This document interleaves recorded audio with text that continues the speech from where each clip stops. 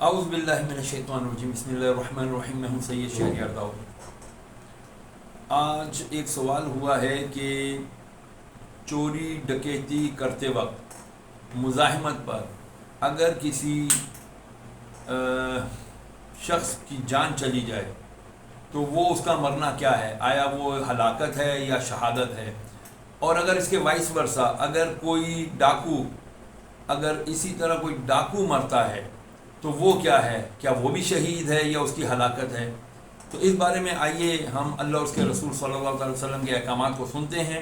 میں آپ کے سامنے چند احادیث مبارکہ پیش کرنے لگا ہوں اور پھر اس کے بعد اس کی انشاءاللہ مختصر تشریح اور آسان اس کی میں آپ کو ڈیفینیشن بتاؤں گا کہ آخر آج کل کے دور میں یہ جو ڈکیتیاں ہوتی ہیں اور یہ کس طرح سے ہمارے معاشرے کو دیمک کی طرح چاٹ رہی ہیں اور اس کے پیچھے اصل محرکات کیا ہیں، کون کون اس کے ذمہ دار ہیں اور اصل سزا کسے ملنی چاہیے، اس پر بھی بات کرتے ہیں۔ سن لیجئے، میرے آقا علیہ الصلوۃ والسلام نے ارشاد فرمایا،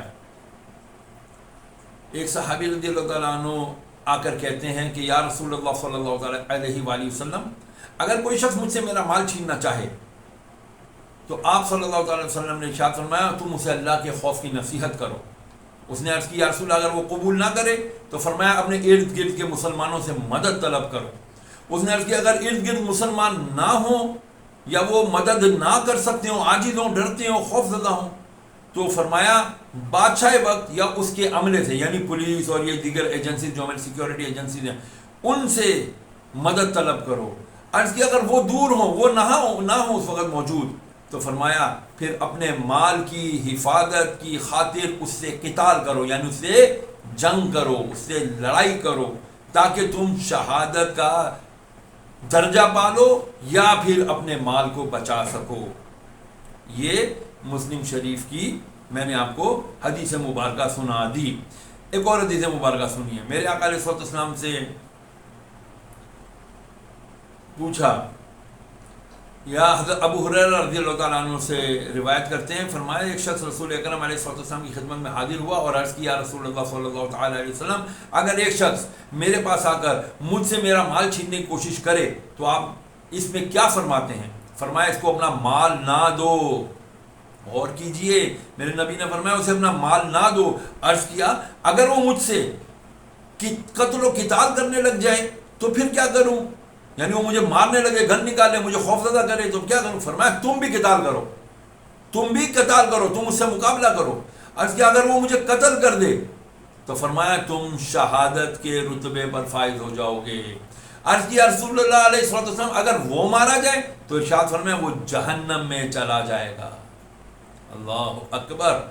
دیکھا آپ نے، یہ میں نے آپ کو نسائی شریف کی حدیث سنائی۔ ایک اور نسائی شریف کی حدیث سن لیجئے۔ حضرت سعید بن زید نبی کرم صلی اللہ تعالی علیہ وسلم نقل کرتے ہیں کہ جو شخص اپنے مال کی حفاظت میں لڑا، یعنی جو شخص اپنے مال کی حفاظت کی خاطر لڑا اور قتل کر دیا گیا، فرمایا وہ شہید ہے۔ اور جو شخص جان کی حفاظت کی خاطر لڑا، اپنی جان بچا رہا تھا اور وہ اس میں قتل ہو گیا، فرمایا وہ شہید ہے۔ اور جو اپنے گھر والوں کی حفاظت کی خاطر لڑا، اپنے گھر والوں کی جان کی حفاظت کرنے کے لیے اندر لڑا، تو فرمایا وہ اگر مر گیا تو وہ شہید ہے۔ تو آپ نے دیکھا کہ رسول کریم علیہ الصلوۃ والسلام نے ہمیں ہر جگہ پر ہماری صحیح طریقے سے اصلاح فرما دی ہے۔ اب عرض یہ ہے کہ آخر اسلام اس کے بارے میں کیا کہتا ہے؟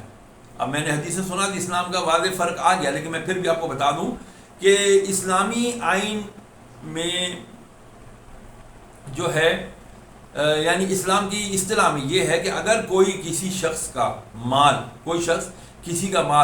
ناحق خفیتاً چھپ کے لے لے، اسے چوری کہتے ہیں، اسے عربی میں سرقہ کہتے ہیں۔ اور اگر یہی برا عمل وہ علل اعلان کرے، یعنی سب کے سامنے کسی کا مال چھیننے کی کوشش کرے، تو اسے ڈاکہ زنی کہتے ہیں۔ اسلامی آئین اور حدود تعزیرات کی روح سے پہلے جرم یعنی چوری کی سزا کیا ہے؟ سنیے، چوری کی سزا مجرم کا دایاں ہاتھ کاٹنا ہے، سیدھا ہاتھ یہ کلائی سے کاٹنا ہے۔ جبکہ دوسرے جرم یعنی جو ڈاکہ کرتا ہے، جو ڈاکہ زنی کھلے عام لوگوں سے فون اسنیچ کرتا ہے، ان کے بیگ چھینتا ہے، ان کی گاڑیاں موٹر سائیکلیں چھینتے ہیں، تو فرمایا جو ڈاکہ زنی کرے گا تو پھر بحسب شرائط و تفصیل، پھر اس کی شرائط و تفاصیل آگے آتی ہیں، دایاں ہاتھ بھی کاٹا جائے گا اور الٹا بایاں پاؤں بھی کاٹا جائے گا، اینکل سے یعنی اس کے ٹخنے سے۔ جس نے ڈاکہ زنی کی اور وہ پکڑا گیا تو اب کیا کیا جائے گا؟ اس کا سیدھا ہاتھ بھی کاٹا جائے گا اور بایاں پاؤں، الٹا پاؤں اس کے ٹخنے سے، اینکل سے اس کا کاٹ دیا جائے گا۔ البتہ اگر ڈاکو کسی کا مال چھیننے کے دوران صاحب مال کو قتل کرتا، جس کا مال چھین رہا تھا، فون چھین رہا تھا، گاڑی چھین رہا تھا، بائک چھین رہا تھا، اگر اس دوران ڈاکو سے وہ شخص قتل ہو جاتا ہے تو اس صورت میں اس ڈاکو کی سزا بھی قتل ہے، کہ اس ڈاکو کو بھی قتل کیا جائے گا۔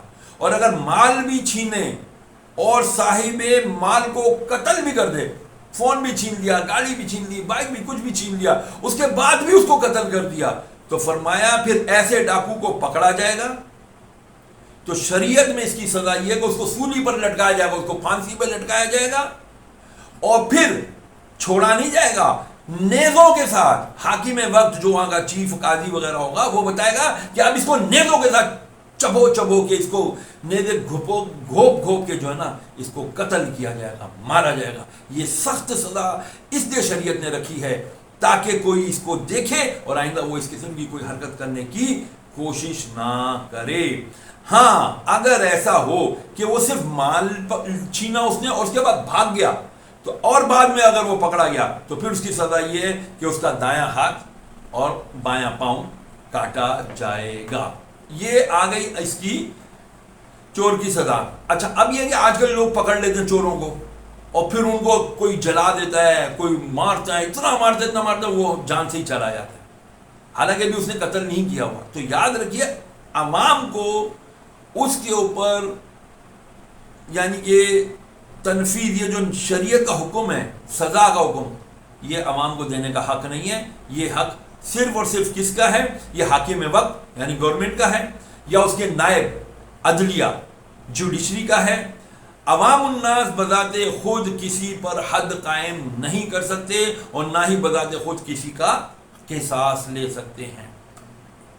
تیسری بات سن لیجئے، ریزن ڈکیت، اس کو ڈکیتی کے دوران اگر اس نے صاحب مال کو قتل کر دے تو نہ مالک گناہ گار ہوگا اور نہ ہی قصاص یا دیت لازم ہوگی۔ دوبارہ سنیے گا، ڈکیت کو ڈکیتی کے دوران اگر اس شخص نے اپنے سیلف ڈیفنس کے اندر اس ڈکیت کو قتل کر دیا تو اب ڈکیت کے وارثین اس سے قتل کا بدلہ قتل نہیں ہوگا۔ کیوں؟ اس لیے کہ وہ اس کا مال چھین رہا تھا، اس نے اپنا آپ کو بچانا، اپنے مال کو بچانے میں اگر اس کو قتل کر دیا ہے تو پھر اس پر قصاص بھی نہیں ہے، دیت بھی لازم نہیں ہے۔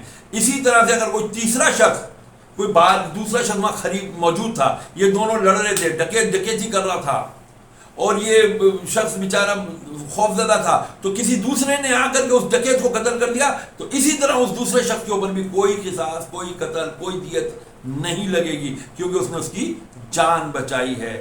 وہ شخص شرعاً گناہ گار نہ ہوگا، نہ ہی اس پر قصاص اور نہ ہی اس پر دیت لازم ہوگی۔ تاہم شرط یہ ہے کہ ڈکیت کے قتل کے سوا مظلوم کی حفاظت کا کوئی صورت باقی نہ ہو، یعنی اگر آپ اس کو ماریں گے نہیں تو وہ جو ہے نا اس کو مار دے گا، پکا پتہ ہے کہ یار یہ اگر ہم نے اس کو نہیں مارا، اس کو پکڑا نہیں تو پھر وہ اس کو مار دے گا۔ آپ کو پتہ ہے ڈکیت لوگ آج کل اپنی جان ہتھیلی پہ لے کے نکلتے ہیں اور ذرا ذرا سی بات پر گولیاں مار دیتے ہیں۔ یہاں پر میں ایک بات اور کہنا چاہوں گا آپ لوگوں سے کہ بہت سارے لوگ آج کل ویڈیوز بنا کے ڈال رہے ہیں، او بھائیو ڈکیت آ گئے ہیں، چور آ گئے ہیں کراچی شہر میں، تو یہ مانگے تم سے جو بھی دو ان کو دے دو۔ ایسا نہیں ہے بھائی، کیوں دے دو؟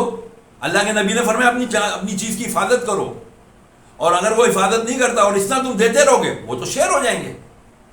اب یہ آگے میں مزید تفصیلات اس کی بتاتا ہوں کہ اپنی املاک کی حفاظت کی خاطر اگر کوئی شخص، اپنے مال کی حفاظت کی خاطر اگر کوئی شخص قتل کر دیا گیا تو ایسا مقتول شرعن خودکشی کرنے والا شمار نہ ہوگا بلکہ از روئے حدیث وہ شہید شمار ہوگا. وہ بیچارہ اپنا مال کی حفاظت کر رہا تھا, اگلے نے ڈکیت نے اس کو گولی مار دی, اب یہ شخص جو مرنے والا ہے یہ مظلوم, یہ شہید ہے. اسی طرح سے املاک کی, اپنے جائیداد کی, پتہ چلتا ہے جی میرے پلاٹ پہ کسی نے قبضہ کر لیا, میرے گھر پہ کسی نے قبضہ کر لیا, وہ گیا اپنا قبضہ چھڑانے کے لیے, انہوں نے اس کو گولی مار دی, وہ مر گیا, تو یہ شخص بھی جو ہے شہید ہے.